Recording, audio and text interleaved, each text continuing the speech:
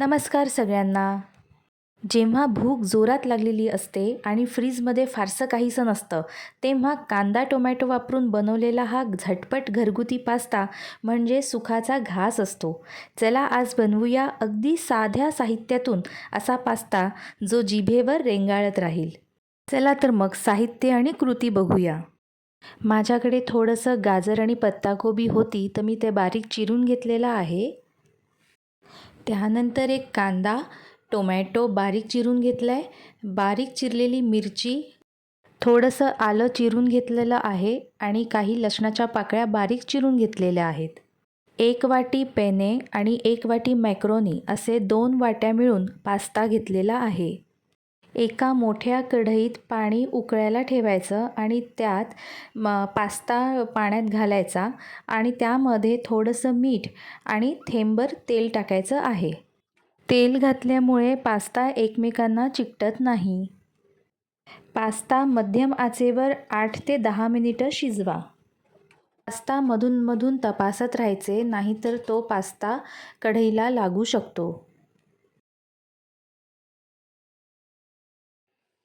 कढईचे handle पकडून सावधपणे सर्व पास्ता चाळणीत ओता. पाणी पूर्णपणे निथळल्यानंतर पास्ता थंड पाण्यात ओता.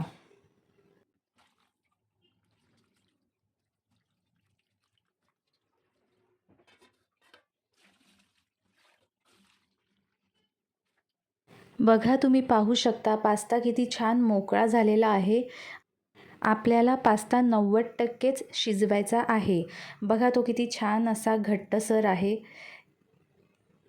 पास्त्याला गरम पाण्यात इतकंही शिजवू नका आणि इतकंही मऊ होऊ देऊ नका की त्याची स्वतःची ओळख तो हरवेल.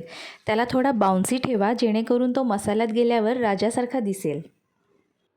आता पास्त्यातील सर्व पाणी निथळल्यानंतर त्यावर 2 ते 3 थेंब तेल टाका आणि हाताने किंवा चमच्याने हलकेच मिक्स करा. आता कढईत 2 चमचे तेल किंवा घरगुती साजूक तूप बटर गरम करा. बटरमुळे पास्त्याला हॉटेलसारखी चव येते. तेल गरम झाले की मी त्यात 1 चमचा जिरे घातले आहेत.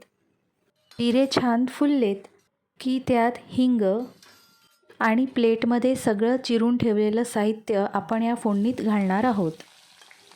आलं लसूण सुवास येईपर्यंत, कांदा गुलाबी होईपर्यंत आणि टोमॅटो तेल सुटेपर्यंत आणि मऊ होईपर्यंत छान परतून घ्यायचे आहे. आता आपण चिरून ठेवलेली पत्ताकोबी आणि गाजर हे आपण कढईमध्ये घालणार आहोत फोडणीला. ते सुद्धा छान तेलामध्ये परतून घ्यायचे आहे. आता आपण ह्यात चिली फ्लेक्स घालणार आहोत. ते सुद्धा छान परतून घ्यायचे आहे. आता आपण ह्यामध्ये पास्ता मसाला घालणार आहोत. मसाला छानपैकी परतून झाला की आपण त्यामध्ये शिजवलेला पास्ता घालणार आहोत. आता हा पास्ता आपण ह्या मसाल्यामध्ये मस्तपैकी मिक्स करणार आहोत. बघा किती छान चकाकतोय. आता आपण ह्यात 1 चमचा काळी मिरीपूड घालणार आहोत. थोडंसं चवीपुरती मीठ, थोडंसं टोमॅटो केचप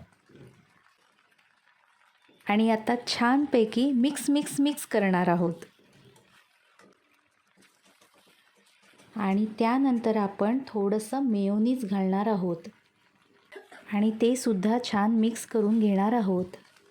आता मी ह्यावर 1 चीज क्यूब किसून घेणार आहे आणि ते नंतर मिक्स करून घेणार आहे.